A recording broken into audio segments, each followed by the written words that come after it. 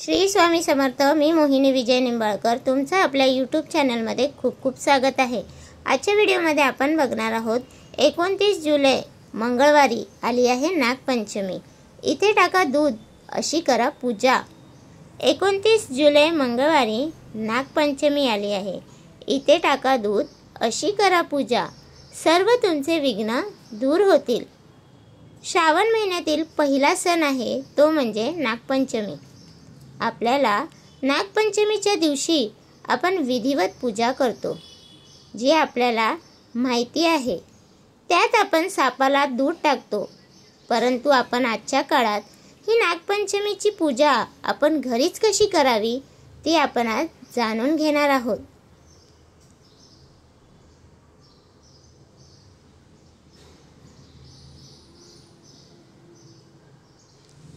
या पूजेसाठी फक्त आपल्या घरात छोटेसे शिवलिंग असायला पाहिजे। शिवलिंग नसेल तर महादेवांचा फोटो तरी असावा। शिवलिंग आपल्या देवघरात असेल तर ते आपण एका तांब्याच्या ताम्हणात त्याला घ्यायचे आहे। आणि जर आपल्याकडे फोटो किंवा मूर्ती असेल तर त्यांच्या समोर आपण एक ताम्हण ठेवायचे आहे।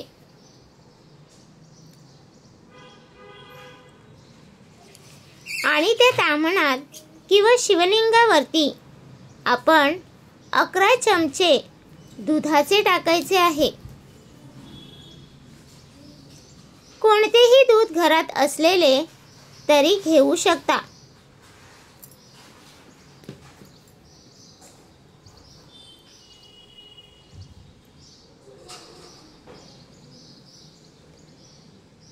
त्यानंतर आपण 11 चमचे त्यावर पाणी टाका, कारण नागपंचमीची पूजा हे शिवलिंगावरती केली तरी सुद्धा चालते।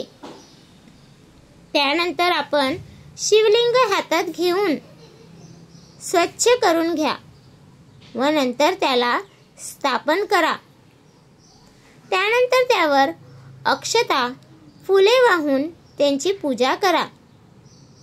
धूप दीप लावून पूजा करा व त्यानंतर हात जोडून प्रार्थना करा की आमच्यावरती आलेले संकटे दूर होऊ दे। आमच्यावरती संकटे कोणती येऊ देऊ नका। आमचे आरोग्य चांगले ठेवा, अशी प्रार्थना आपण करायची आहे।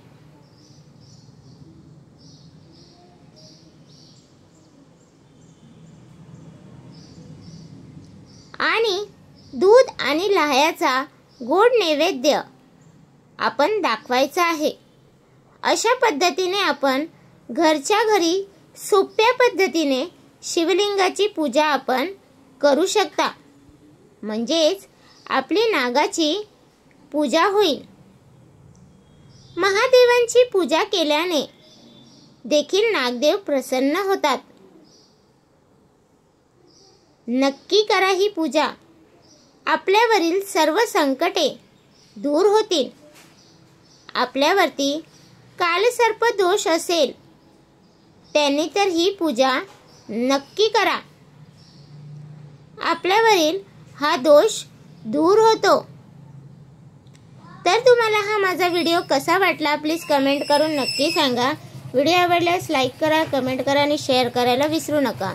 आणि तुम्ही अजूनपर्यंत आपल्या चॅनलला सबस्क्राईब केलं नसेल तर प्लीज जाऊन चॅनलला नक्की सबस्क्राईब करा, कारण आपल्या चॅनलवरती तुम्हाला माहितीपूर्वक व्हिडिओ भेटतात। तर भेटूया उद्या एका नवीन व्हिडिओ सोबत। श्री स्वामी समर्थ।